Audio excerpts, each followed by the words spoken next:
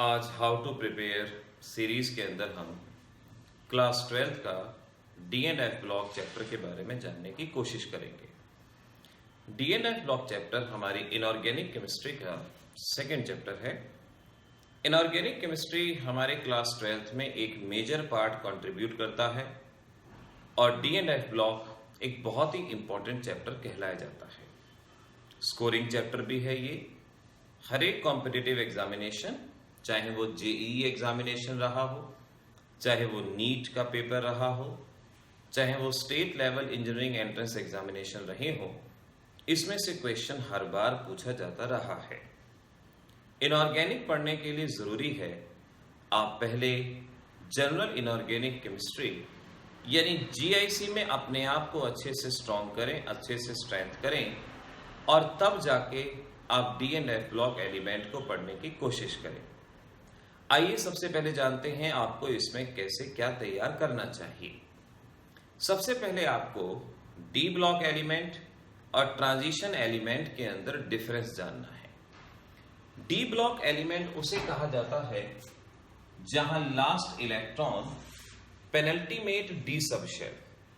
Penultimate shell का मतलब second last orbit, उसे पेनल्टीमेट शेल कहा जाता है। जैसे अगर मैं स्कैंडियम का कॉन्फ़िगरेशन लिखता हूं तो आप देख पाएंगे यहां लास्ट इलेक्ट्रॉन ऐड हुआ है 3D सब शेल के अंदर। वैलेंस शेल है फोर्थ शेल, लेकिन लास्ट इलेक्ट्रॉन फोर्थ में नहीं आया, थर्ड में आया है, तो सेकंड लास्ट शेल को पेनल्टीमेट कहते हैं और डी सब शेल है तो इसे पेनल्टीमेट डी सब शेल कहा जाएगा। तो जहां भी लास्ट इलेक्ट्रॉन पेनल्टीमेट डी सब शेल में आता है उसे डी ब्लॉक एलिमेंट कहा जाता है। ऐसे ही अगर last electron f sub shell में आया तो उसे एफ ब्लॉक एलिमेंट कहा जाएगा। अब ट्रांजिशन एलिमेंट किसे कहेंगे? ट्रांजिशन एलिमेंट की डेफिनेशन है which possess partially filled d सब शेल, यानी ऐसे एलिमेंट जहां उनकी डी सब शेल में 1 से लेके 9 इलेक्ट्रॉन है, पार्शियली फिल्ड डी सब शेल है, उन्हें ट्रांजिशन एलिमेंट कहा जाएगा। पार्शियली फिल्ड डी सब शेल या तो ग्राउंड स्टेट में होनी चाहिए या कॉमन ऑक्सीडेशन स्टेट के अंदर ये पार्शियली फिल्ड डी सब शेल होनी चाहिए। जैसे स्कैंडियम में ग्राउंड स्टेट में ही पार्शियली फिल्ड डी सब शेल है तो ये तो डायरेक्ट ट्रांजिशन एलिमेंट कहलाया जाएगा। लेकिन कॉपर के केस में अगर आप कॉन्फ़िगरेशन देखें 4s1 3d10, यहां ग्राउंड स्टेट में पार्शियली फिल्ड डी सब शेल नहीं है, लेकिन कॉपर की कॉमन ऑक्सीडेशन स्टेट +2 और यहां पर हम देख सकते हैं पार्शियली फिल्ड डी सब शेल प्रेजेंट है। तो अगर कॉमन ऑक्सीडेशन स्टेट में पार्शियली फिल्ड डी सब शेल है तो उसे ट्रांजिशन एलिमेंट का नाम दिया जा सकता है। तो पहले हमें डी ब्लॉक और ट्रांजिशन एलिमेंट के बीच का डिफरेंस इस तरह से क्लियर करना है। इसके बाद अगला स्टेप है आपको इनका क्लासिफिकेशन जानना है। ट्रांजिशन एलिमेंट को 3 सीरीज में क्लासिफाई किया जाता है। फर्स्ट ट्रांजिशन सीरीज, जिसे 3D सीरीज भी कहा जाता है, जहां लास्ट इलेक्ट्रॉन 3D सब शेल के अंदर एंटर होता है। Then second transition series is 4D transition series, last electron 4D में, और थर्ड ट्रांजिशन सीरीज है 5D सीरीज, जहां लास्ट इलेक्ट्रॉन 5D सब शेल के अंदर एंटर होता है। इस तरह से क्लासिफिकेशन हो जाएगा और यहां पर आपको अब पढ़ना है variation of size. Transition element period में साइज का क्या ट्रेंड है, डाउन द ग्रुप क्या ट्रेंड है। पीरियड में ध्यान रखना है इनके साइज में बहुत मामूली सा डिफरेंस होता है and after mid of the series slightly size इनका इंक्रीज होता है। रीजन आप बुक में पढ़ सकते हैं because of pairing of electron, लेकिन ये ध्यान रखना होगा first size decreases then slightly increases. Down the group size बढ़ता है, ये ध्यान रखें, और यहां पर मोस्ट इंपॉर्टेंटली लेंथेनॉइड कॉन्ट्रैक्शन के बारे में आपने पढ़ना है। लेंथेनॉइड कॉन्ट्रैक्शन को इंपॉर्टेंट मार्क कर लिया जाए। इसका कॉज क्या है, कारण क्या है, कहां पर होता है। लेंथेनम के बाद 14 एलिमेंट्स का मिसिंग हो जाना लेंथेनाइड कॉन्ट्रैक्शन कहलाया जाता है। तो इसके बारे में आपने अच्छे से तैयार करना है। उसके बाद आपने एक्टिनॉइड कॉन्ट्रैक्शन, आजकल ट्रेंड में है कि एक्टिनाइड कॉन्ट्रैक्शन के बारे में आपसे क्वेश्चन पूछे जाते हैं। तो लेंथेनाइड कॉन्ट्रैक्शन, एक्टिनाइड कॉन्ट्रैक्शन को यहां इंपॉर्टेंट मार्क कर लिया जाए। फिर आपको आयोनाइजेशन एनर्जी के बारे में जानना है। पीरियड में आयोनाइजेशन एनर्जी का क्या ट्रेंड है, डाउन द ग्रुप क्या ट्रेंड है, इस बात को आपको अच्छे से याद करना है, अच्छे से लर्न करना है। तो यहां तक मोस्ट इंपॉर्टेंट रहा लेंथेनाइड कॉन्ट्रैक्शन। आयोनाइजेशन एनर्जी के बाद ऑक्सीडेशन स्टेट के बारे में आपको पढ़ना होगा। ट्रांजिशन एलिमेंट की खास बात है कि ये वेरिएबल ऑक्सीडेशन स्टेट शो करते हैं, एक से ज्यादा ऑक्सीडेशन स्टेट शो करते हैं। और इसका कारण है कि ये अपने डी सबशेल और एस सबशेल में से इलेक्ट्रॉन का लॉस कर सकते हैं और इसीलिए ये large number of oxidation state यहां पर शो करते हैं। ये हम याद रखेंगे। फिर बारी आती है कि ट्रांजिशन एलिमेंट कितने तरह के बॉन्ड बनाते हैं। बॉन्डिंग इन ट्रांजिशन एलिमेंट याद करना होगा। ट्रांजिशन एलिमेंट इस बारे में बहुत खास हैं। ये दो तरह के बॉन्ड बनाते हैं और ये आपको बहुत अच्छे से याद रखना है।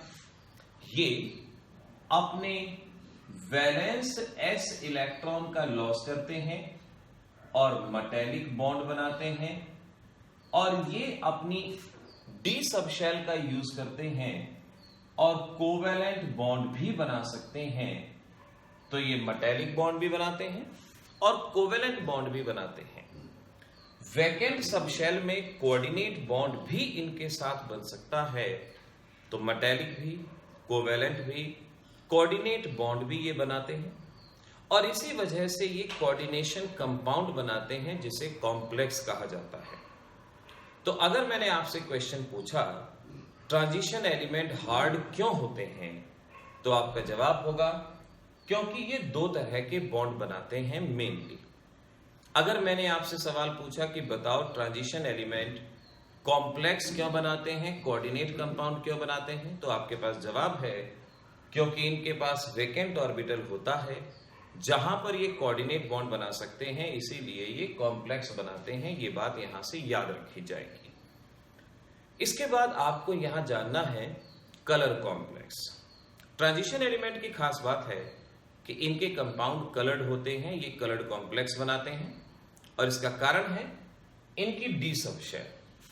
इनके पास डी सबशेल है और डी सबशेल दो सबशेल में स्प्लिट हो जाती है। इस फिनोमिना को अगर आपने पढ़ा हो CFS, यानी इसे हम क्रिस्टल फील्ड स्प्लिटिंग के नाम से जानते हैं।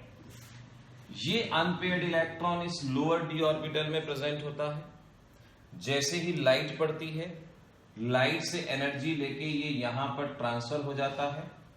इसे DD ट्रांजिशन कहा जाता है।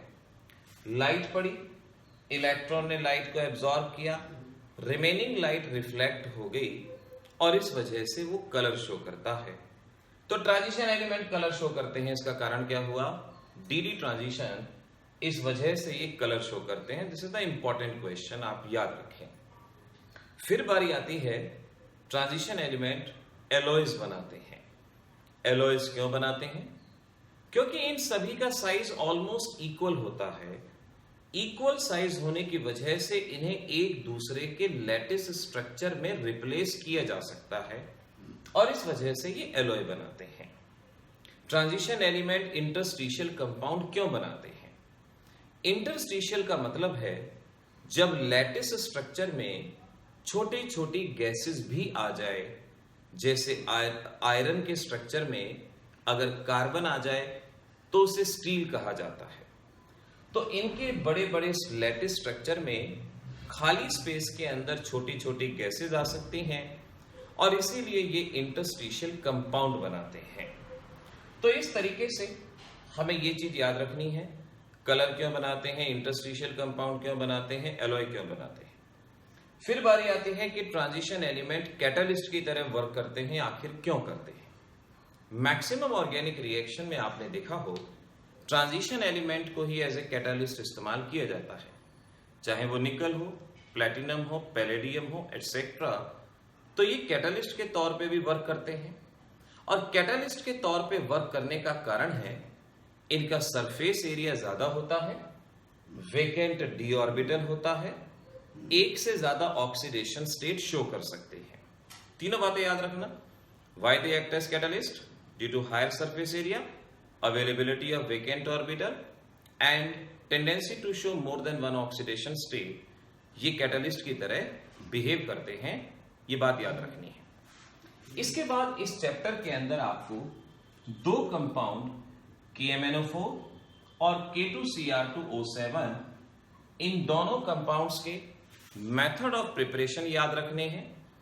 एनसीईआरटी के बेसिस पे इसकी कुछ रिएक्शन है जो एनसीईआरटी एक्सरसाइज में दी गई हैं। इनकी ऑक्सीडाइजिंग प्रॉपर्टी की उन रिएक्शन को आपने याद करना है। KMnO4 में खास तौर पे इक्विवेलेंट मास याद रखना है। KMnO4 एसिडिक मीडियम में डिफरेंट, बेसिक मीडियम में डिफरेंट इक्विवेलेंट मास शो करता है, तो आपने इसका equivalent mass acidic medium, basic medium और न्यूट्रल मीडियम के अंदर लर्न करना है, अच्छे से याद करना है। इसके बाद आपको F ब्लॉक एलिमेंट एक इंट्रोडक्शन पढ़ना है। F ब्लॉक का जनरल फार्मूला क्या है, F ब्लॉक एलिमेंट कॉम्प्लेक्स बनाते हैं या नहीं बनाते, ये आपको याद करना है। और मैं तो ये कहूंगा D एंड F ब्लॉक का एक कंपैरिजन याद कर लें, आपके लिए बहुत रहेगा। D and F block comparison, ये भी कलर शो करते हैं, वो भी कलर शो करते हैं। कलर शो करने का कारण क्या है? D ब्लॉक का रीजन क्या बताया था? DD transition. F ब्लॉक का रीजन होता है FF ट्रांजिशन, इस वजह से वो कलर शो करते हैं। तो इस तरह से D एंड F ब्लॉक के अंदर आप इन बताए गए टॉपिक्स को बहुत अच्छे से एक सीक्वेंस में पढ़ेंगे और उसके बाद एनसीईआरटी एक्सरसाइज सॉल्व कर लेंगे। आपका ये चैप्टर हर तरह के एग्जाम के लिए तैयार हो जाएगा, बोर्ड एग्जाम के लिए भी तैयार हो जाएगा और उसके अलावा कॉम्पिटिटिव एग्जामिनेशन के लिए भी ये लेक्चर आपका बहुत अच्छे से तैयार हो जाएगा। ध्यान रखना है आपने क्या क्या करना है, इनकी डेफिनेशन करनी है।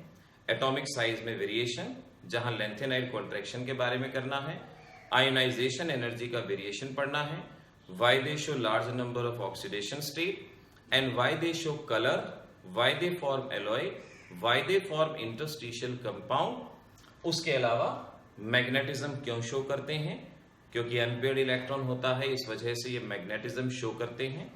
ये कैटलिस्ट की तरह क्यों बिहेव करते हैं, ये भी आपको अच्छे से लर्न करना है। इन दो कंपाउंड्स के मेथड ऑफ प्रिपरेशन आपने याद करने हैं। इसका इक्विवेलेंट मास याद करना है। इनकी तीन तीन रिएक्शन एनसीईआरटी एक्सरसाइज में दी गई हैं ऑक्सीडेशन प्रॉपर्टी में, उन रिएक्शन को आपने याद करना है। और डी एंड एफ ब्लॉक का कंपैरेटिव अकाउंट आपको तैयार करना है।